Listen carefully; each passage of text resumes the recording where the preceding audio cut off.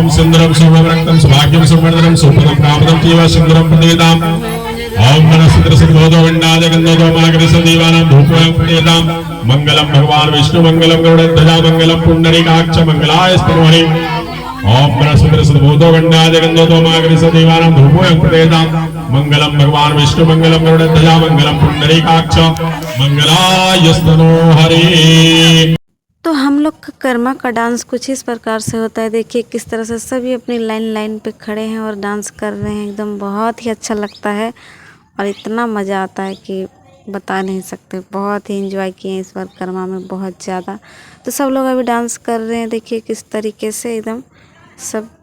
Hi everyone, good morning. आप सभी का स्वागत है रेखा माता ब्लॉग्स में। तो आज अभी सुबह के 7 बज रहे हैं और मैं उठ के छत पर टहल रही हूँ क्योंकि आज कर्म पर्व का उपवास है तो बहुत सारा काम भी है। तो अभी फ़िलहाल थोड़ा घूमते हैं, उसके बाद झाड़ू पोछा जो भी काम है सारा करके फिर हमें जाना पड़ता है जाओ नाचने के लिए। तो आज मैं ब्लॉग्स पे पूरा दिखाऊंगी कि किस प्रकार हम लोग कर्म पर्व करते हैं और हमारे झारखंड की संस्कृति बहुत ही अच्छी है। और अभी दिखाऊंगी आपको मैं सारा कुछ, तो ब्लॉग पर बने रहिएगा, स्किप बिल्कुल मत करिएगा। मैं इधर अपने काम पर लग गई झाड़ू लगाने फटाफट। तो जल्दी से झाड़ू लगाते फिर पोछा वगैरह करना। और इधर पापा कपड़ा सिलाई कर रहे हैं जो मेरा ही है।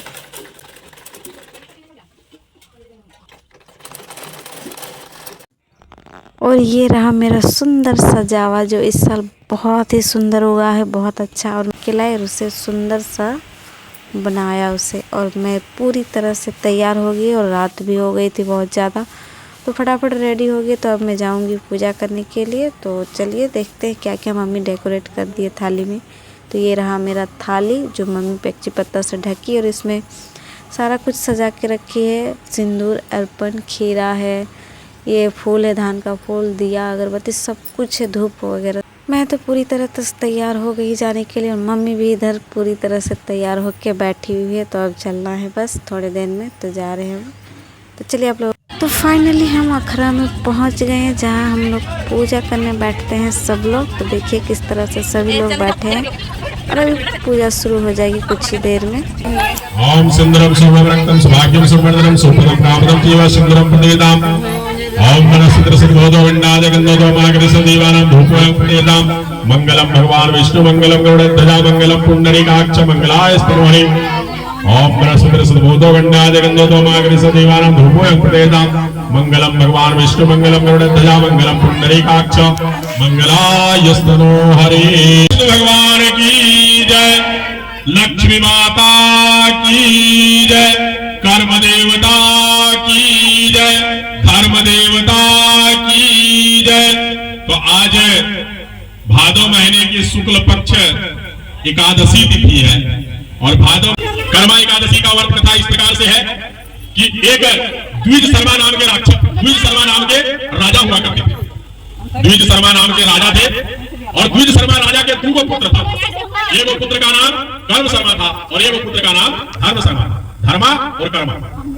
धर्मा की पत्नी जो थी वह बहुत धर्मात्मा थी, हमेशा पूजा पाठ करती थी, हमेशा भगवान का ध्यान करती थी और प्रत्येक साल भादो महीने की शुक्ल पक्ष के एकादशी तिथि को विधि विधान के साथ कर्मा एकादशी का व्रत करती थी, पूजन करती थी। तो उसके धर्म के कारण, उसके कर्म के कारण उसके घर में धन और संपत्ति का वास हुआ और धर्मा जो है वो अपने पत्नी के साथ हंसी खुशी जीवन बिताया। कर्मा जो था, कर्म शर्मा, कर्मा जो था उसकी पत्नी बहुत झगड़ालू थी, हमेशा वो झगड़ा करती थी, घर में हमेशा कलेश करती थी, हमेशा गंदा आती थी और भात बनाकर मार को नाली में फेंक देते थे।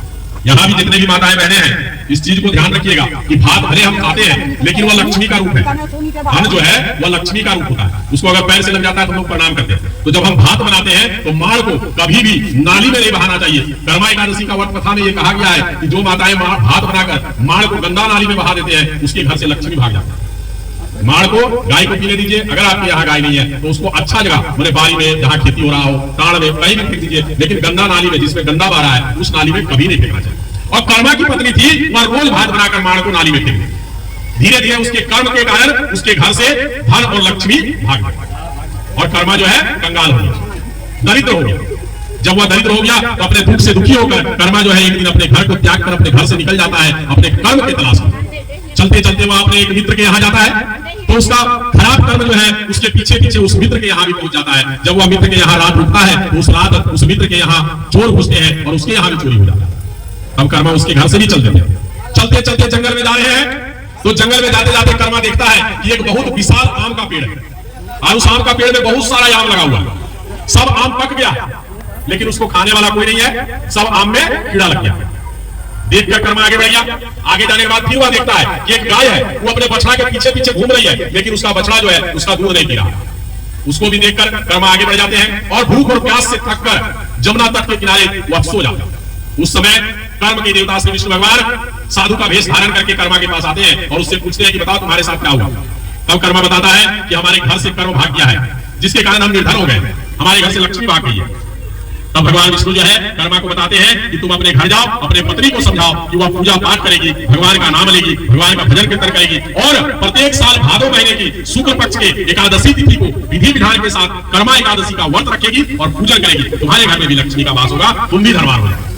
इतना सुनने के बाद कर्मा जो है वह भगवान से पूछता है कि भगवान आप हमको वो चीज बताइए, हम आते समय रास्ता में देखे कि वो विशाल आम का पेड़ था, उसमें बहुत सारा आम लगा हुआ था और आम पक गया था लेकिन उसको कोई खा नहीं रहा था, उसमें कीड़ा लग गया। इसका कारण क्या है? तब भगवान कहते हैं कि वह आम जो है पिछले जन्म में एक बहुत विद्वान ब्राह्मण था। तो विद्वान का कर्म क्या है? सबको ज्ञान देना, लेकिन उसने किसी को ज्ञान नहीं दिया। अपने कर्म से वह विपरीत चला गया जिसके कारण इस जन्म में उसको आम का पेड़ के यहाँ जन्म लेना पड़ा। जिस प्रकार से पिछले जन्म में उसके पास बहुत सारा विद्या था, उसी प्रकार से इस जन्म में उसके पेड़ में बहुत सारा आम है। जिस प्रकार से उसने किसी को विद्या नहीं बांटा, उसी प्रकार से इस जन्म में उसके आम को कोई नहीं खाता। तब फिर कर्मा पूछते हैं कि भगवान ये बताइए कि हमने आगे देखा कि एक गाय जो है वह बछड़ा के पीछे घूम रही है लेकिन बछड़ा उसका दूध नहीं पी रहा, इसका कारण क्या है? तब भगवान कहते हैं कि वह गाय जो है पिछले जन्म में धरती थी। धरती का कर्म है कि जब किसान उसमें एक बीज लगाता है तो उससे 10 को पौधा निकलता है, लेकिन धरती ने अपने कर्म के विपरीत काम किया और उसने क्या किया? किसान के बीज का चोरी कर लिया और अन्न को उपजने ही नहीं दिया। तो अपने कर्म से भटकने के कारण इस जन्म में उसको गाय के यहाँ जन्म लेना पड़ा। और जिस प्रकार से पिछले जन्म में उसने बीज को उत्पन्न नहीं होने दिया, किसान को अन्न नहीं दिया, उसी प्रकार से इस जन्म में उसके पास दूध है लेकिन उसका बछड़ा उसका दूध नहीं पी रहा।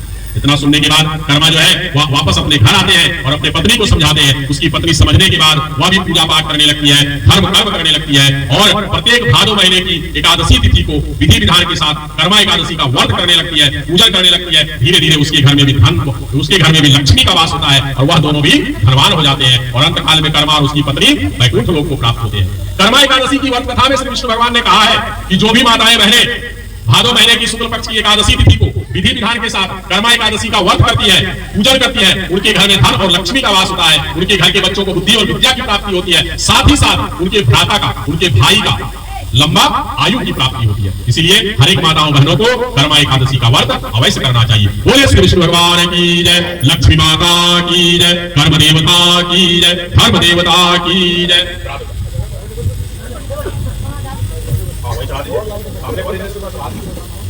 हाथ जोड़कर सभी लोग प्रणाम करें।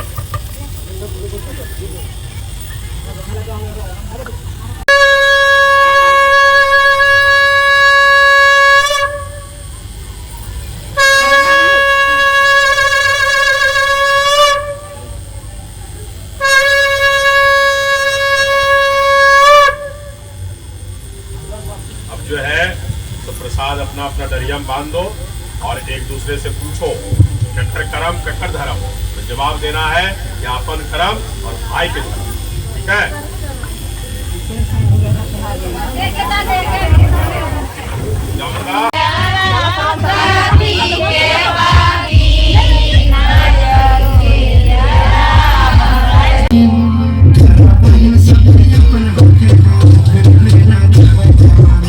और इधर सुबह हो गई तो सब लोग अपना अपना जावा लेकर आ गए थे और डांस शुरू हो गया था। तो देखिए सब लोग डांस करना प्रारंभ कर दिए और देखिए किस तरह से सब नाच रहे हैं, एकदम झूम के एकदम फुल एंजॉय कर रहे हैं। और कर्मा का डांस ऐसा होता है कि जो बहुत मज़ा आता है, बहुत ज़्यादा, और सब खूब एंजॉय करते हैं। तो कर्म डार के चारों तरफ इस प्रकार से घूम घूम के डांस करते हैं सभी लड़कियाँ और जावा को बीच में रखा जाता है। तो इसी प्रकार से हम लोग डांस करते हैं कर्मा पर्व में।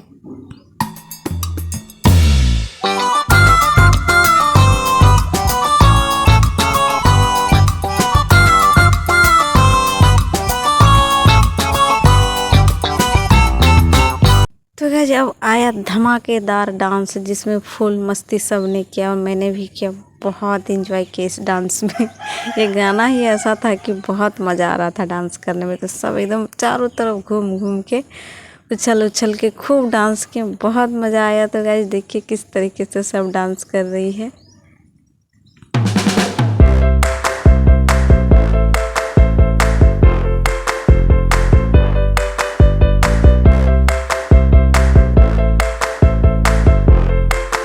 समय हो गया था तो अब वक्त आ गया था विसर्जन का। तो करमडार को और अपने अपने जावा को लेकर सब लोग निकल पड़े। और देखिए ये रहा हमारा गली।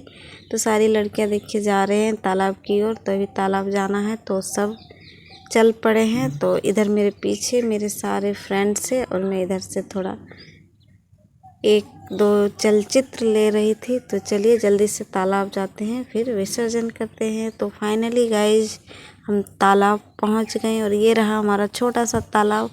तो देखिए एक भाई जो नीचे उतरा है तालाब में करमडार को भसाने के लिए, तो वो कीचड़ में चला गया। और हम लोग अपना अपना जावा को भी विसर्जन करेंगे। और देखिए चारों तरफ हरियाली हरियाली, इधर खेत वगैरह सब कुछ है।